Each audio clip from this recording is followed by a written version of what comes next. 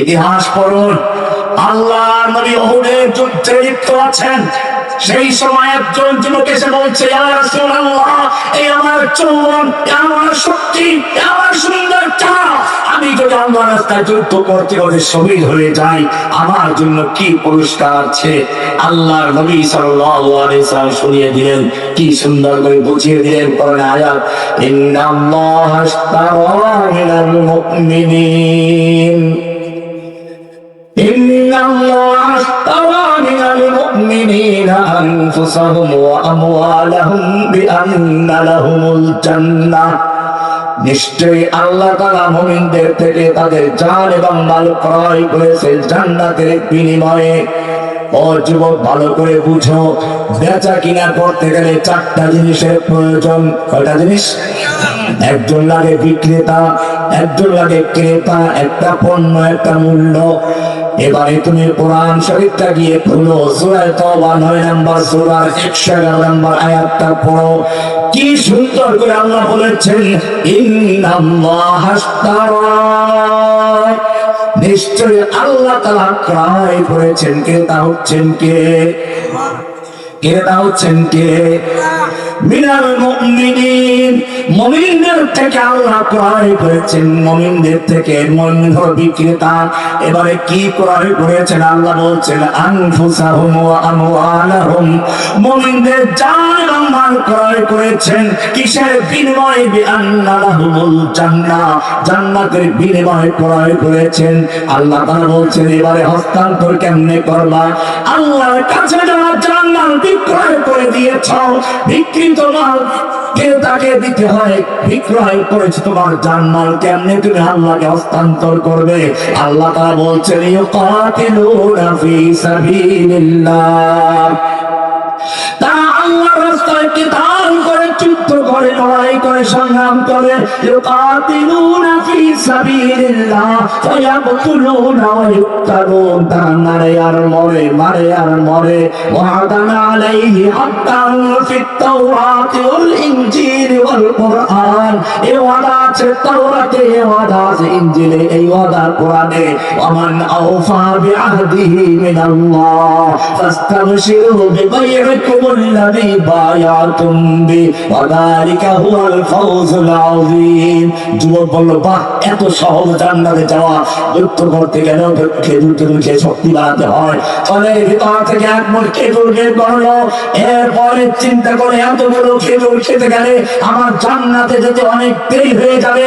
খেজুর করে তুলে মধ্যে একটা খেলো, এরপরে তলোয়ার নিয়ে যুদ্ধের ময়দানে ঝাঁপিয়ে পড়লো। যেদিকে যাচ্ছে লাশের স্তূপ করে যাচ্ছে। এই যুদ্ধ করতে করতে কাফেরদের ভিড়ের ভিতরে ঢুকে পড়েছে। উল্টিবার চাপছে পরিবারে কালো ব্যাগের ভেতরে ঢুকে পড়ে, তোমরা যুদ্ধ করতে করতে কাফেরদের ভিড়ের ভিতরে ঢুকে পড়েছে। সাহাবায়ে কেরাম ডাক দিল, যুবক, তুমি তো কাফেরদের মধ্যে ঢুকে পড়েছ, ফিরে আসো। যুবক তাকানো, তার চোখে মুচকি হাসি, চেহারায় রক্ত, আর বলছে, আমার সাহাবী ভাইয়েরা, আমাকে বিদায় দাও, আমাকে যেতে দাও। আমি উহুদের পাহাড়ের দিক থেকে আল্লাহ জান্নাতের সুগন্ধ আমার নাকের ভিতরে পাচ্ছি। যুদ্ধ করতে করতে জীবন দিয়ে শুধু পুরুষরাই নয়, ওদের যুদ্ধের ইতিহাস পড়ুন। লুসাইবা রাদিয়াল্লাহু তাআলা আনহা, আল্লাহর নবী সাল্লাল্লাহু আলাইহি ওয়াসাল্লাম বলেছেন, ডান দিকে তাকালাম, দেখলাম একজন মহিলা যুদ্ধ করে আমাকে বাঁচানোর চেষ্টা করছে। ডান দিকে বাম দিকে তাকালাম, মহিলা ঘুরে যাচ্ছে, সামনে থেকে পিছন দিকে লড়াই করে যাচ্ছে। এমনি ভাবে রুকাইয়া রাদিয়াল্লাহু তাআলা আনহা, একজন মহিলা, ইসলামের প্রথম নারী, সেই সুমাইয়া রাদিয়াল্লাহু তাআলা ইতিহাস পড়ো। তিনিও সেই যখন তাকে মক্কার জীবনে প্রথম শহীদ, তার স্বামীকে খুন করা হয়েছে, ইসলাম গ্রহণ করা অপরাধে তার ছেলেকে পানিতে চুবানো হচ্ছে, তার নিজেকে লজ্জাস্থানে বর্ষা দিয়ে আঘাত করা হচ্ছে। আর ভারত ইসলাম ত্যাগ করো, সেখান থেকে আদর্শের আশহাদু আল্লা ইলাহা ইল্লাল্লাহ। হুব্বুদ দুনিয়া ওয়া কারাহিয়াতুল মাউত, তোমরা আল্লাহকে ভালোবাসবে, পরীক্ষা দিতে হবে না। আল্লাহ রাব্বুল আলামিন নবীকে পরীক্ষা করেছেন। ভালো করে শুনুন, আল্লাহ নবী সাল্লাল্লাহু আলাইহি ওয়াসাল্লাম উহুদের ময়দানে দুইটা লোহার পোশাক পরেছেন, দুইটা বর্ণ করেছেন, মাথায় লোহা হেলমেট পরেছেন। কাফেররা দেখলো এই লোকটাকে তীর দিয়ে আঘাত করে কাজ হবে না, ছোটখাটো তলোয়ার দিয়ে আঘাত করে কাজ হবে না, বর্ষা বানালে কাজ হবে না, একটা শক্ত লোহার তলোয়ার নিয়ে আল্লাহ নবীর মাথায় চলে আঘাত করলো। মাথার লোহার হেলমেট ভেঙে গিয়ে দাও দিয়ে ঢুকে দাঁতে আঘাত করেছে, দুটো দাঁত পড়ে গেছে। যুদ্ধের পরে লোহাটা বের করার জন্য একজন সাহাবী দাঁত দিয়ে কামড় দিলেন, দাঁত দিল, তার দুটো দাঁত পড়ে গেছে, লোহাটা বেরিয়ে আসলো। আল্লাহর নবীর মুখটা রক্তে রঞ্জিত হয়ে গেল। ও যুবকেরা, একটু চিন্তা করেছ, তোমার যদি মুখে একটু ব্যথা হয়, যন্ত্রণা হয়, তুমি পাগল হয়ে যাও ডাক্তার দেখাবার জন্য।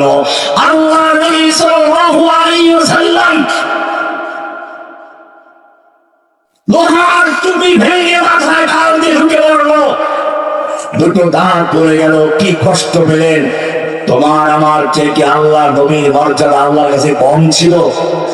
ইতিহাস পড়ো, আল্লাহর নবী রাস্তা দিয়ে হাঁটতেন না, কিসে ছেড়া দিত। আল্লাহর নবী পেশাব করতে গেছেন, হাদিস খুলে দেখো, দুটো খেজুর গাছ দৌড়ে এসে তাকে আড়াল করেছে, পেশাব করে চলে গেছেন, খেজুর গাছ যথা জায়গায় চলে গেছে। কোরআন থেকে দলিল প্রমাণ আরো নাও। আল্লাহর নবী সাল্লাল্লাহু আলাইহি ওয়াসাল্লাম মজলিসে বসে আছেন, কথাবার্তা হচ্ছে, একজন সাহাবীর একটু কথাটা জোরে হয়ে গেছে। আল্লাহ রাব্বুল আলামিন সঙ্গে সঙ্গে ওহী নাযিল করলেন সূরা হুজুরাত 2 নম্বর আয়াত, ইয়া আইয়ুহাল্লাযীনা আমানু লা তারফাউ আসওয়াতাকুম ফাওকা সাওতিন নবী। হে ঈমানদারগণ, খবরদার খবরদার, নবীর আওয়াজের চেয়ে জোরে আওয়াজ করে কথা বলবি না। এমনটা যদি করিস, আনতা হাতাতা আমালুকুম ওয়া আনতুম লা তাশউরুন, তোদের জীবনের যত নামাজ, রোজা, হজ, যাকাত, তাসবিহ, তাহলিল, জিহাদ, কিতাব সব বরবাদ হয়ে যাবে, টের পাবি না। এত মায়া নবীর জন্য নবীর আওয়াজের চেয়ে জোরে আওয়াজ করে কথা বললে ওহী নাযিল হয়ে যায়। আরো সামনে চলো, আল্লাহর নবীকে কেউ নাম ধরে ডাক দিয়েছে ইয়া মুহাম্মদ বলে, আল্লাহ রাব্বুল আলামিন বরদাশত করলেন না, সঙ্গে সঙ্গে আয়াত নাযিল করলেন, লা তাজআলু দুআআর রাসূল বাইনাকুম কাদুআই বাদিকুম বাদা। খবরদার খবরদার, তোমরা নিজেরা একে অপরকে যেরকম ডাকাডাকি করো, আমার নবীকে সেরকম ডাকাডাকি করবে না। কি সুন্দর করে আল্লাহ নবীকে ডাক দেন, ইয়া আইয়ুহার রাসূল, ইয়া আইয়ুহান নবিয়্যু, ইয়া আইয়ুহাল মুযাম্মিল, ইয়া আইয়ুহাল মুদ্দাসসির।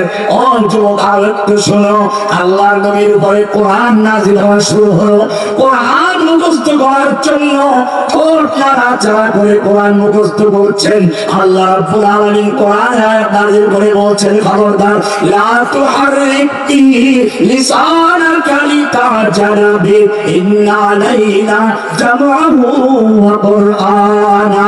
হে নবী, কোরআনকে দ্রুত মুখস্থ করার জন্য ঠোঁট নাড়াচাড়া করার কোনো প্রয়োজন নেই। ঠোঁট নাড়াচাড়া করে হেফজখানা বাচ্চাদের মতো কষ্ট করে মুখস্থ করার কোনো প্রয়োজন নেই। ইন্না আলাইনা জামআহু ওয়া কুরআনা, গোটা কোরআনকে নূর বানিয়ে আপনার সিনার মধ্যে জমা করে দেওয়ার দায়িত্ব আমি আল্লাহ নিজে গ্রহণ করেছি। কি মায়া নবীর জন্য কোরআন মুখস্থ করার জন্য কষ্ট করছেন, আল্লাহ তাআলা সেই কষ্ট দিতে চান না। আরো সামনে চলো, নবী তাহাজ্জুদের নামাজ পড়ছেন, লম্বা লম্বা কিরাত পাঠ করছেন, পা ঝুলে যাচ্ছে। আল্লাহ রাব্বুল আলামিন ডাক দিয়ে বলছেন, তাহা মা আনজালনা আলাইকাল কুরআনা লিতাশকা। হে নবী, আপনাকে কষ্ট দেওয়ার জন্য আমি কোরআন নাযিল করি নাই, আপনি সারা রাত ইবাদত করে পা খুলে যাওয়ার জন্য আমি এই কোরআন তো নাযিল করি নাই। বলে, তাহলে কতক্ষণ ইবাদত করবো একটু তুমি বলে দাও না।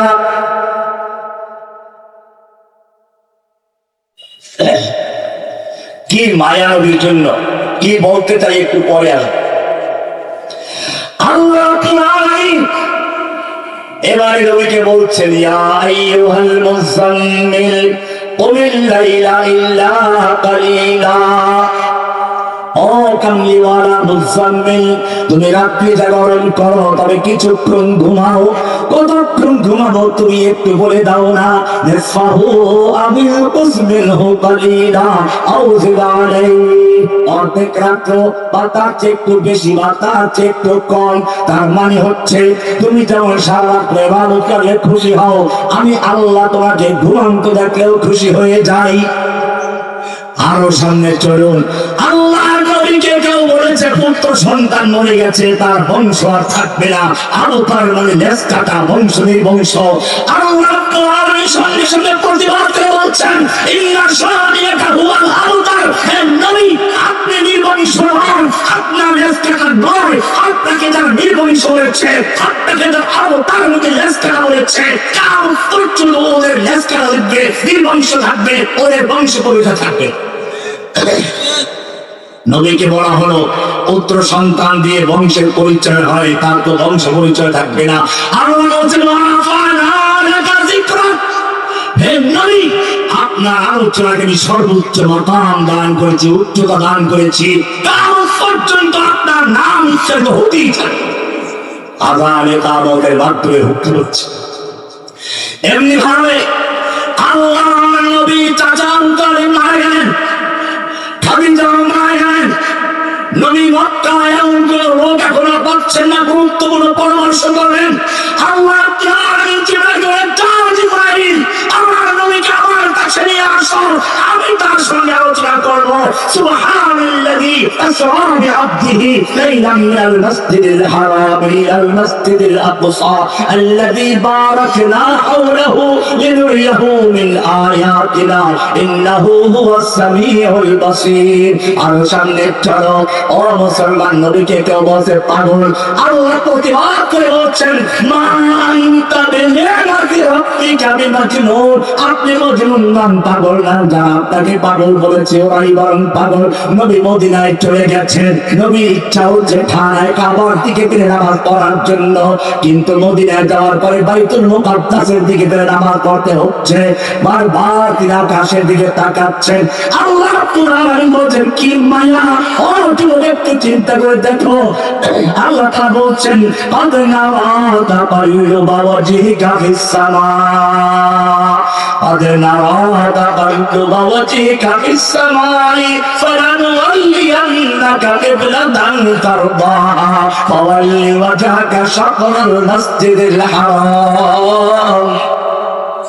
ও হাবিব, ও নবী, আমি লক্ষ্য করছি আপনি বারবার আকাশের দিকে চেহারা ওলট পালট করছেন, বারবার আসমানের দিকে তাকাচ্ছেন, কিবলা পরিবর্তন হওয়ার বিষয়টা চাচ্ছেন। জেনে রাখবেন আমি আপনাকে ফালানুওয়াল্লিয়ান্নাকা কিবলাতান তারদাহা, আপনার পছন্দ তো আমার পছন্দ, আপনার পছন্দ মতো কিবলার দিকে আমি ফিরিয়ে দিচ্ছি। ফাওয়াল্লি ওয়াজহাকা শাতরাল মাসজিদিল হারাম, আপনি এখন মসজিদুল হারামের দিকে ফিরে যান। আল্লাহ তাআলা নবীকে কি সুন্দর খুশি করছেন। কোরআন বলছে, ওয়ালা সাউফা ইউতিকা রাব্বুকা ফাতারদা, তাইফে গিয়ে মার খেয়েছেন। আল্লাহ তাআলা জিনদেরকে বললেন, যাও ইসলাম কবুল করো। হামজা আবু জাহেল নবীকে মেরেছে, হামজাকে আল্লাহ দিলেন, যাও ইসলাম কবুল করো। ও মুসলমান, ভালো করে শুনে রেখো, এত মায়া এই নবীর জন্য। এই নয় তোমাকে আমি জিজ্ঞেস করতে চাই, এই নবীকে যখন তাইফের ময়দানে পাথর মারা হচ্ছিল, আল্লাহ তারা দেখতে পাচ্ছিলেন কিনা? উত্তর দেন। আল্লাহর ফিরাবার ক্ষমতা ছিল কিনা? ফিরাইছিলেন কিনা? এই নবীকে যখন উহুদের ময়দানে তলোয়ার দিয়ে আঘাত করা হলো, লোহার টুপি ভেঙে ডাল দিয়ে ঢুকে দাঁতে আঘাত করলো, দুটো দাঁত পড়ে গেল, লোহার ভিতরে ঢুকে পড়লো। যখন কাফের আঘাত করছিল, আল্লাহ দেখতে পাচ্ছিলেন কিনা? আল্লাহ ফিরাবার ক্ষমতা ছিল কিনা? ফিরাইছিল কিনা? কেন ফিরান নাই? এখানেই রহস্য। সম্পর্ক নষ্ট হয়েছিল নাকি? নবীর সাথে সম্পর্কটা খারাপ হয়েছিল নাকি?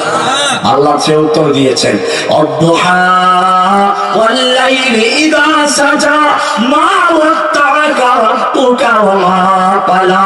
হে নবী, আপনাকে আপনার রব ছেড়েও দেন নাই, আপনার প্রতি অসন্তুষ্ট হন নাই, পরে তাহলে আমাকে এত মারলো, তুমি কেন ফিরাও নাই?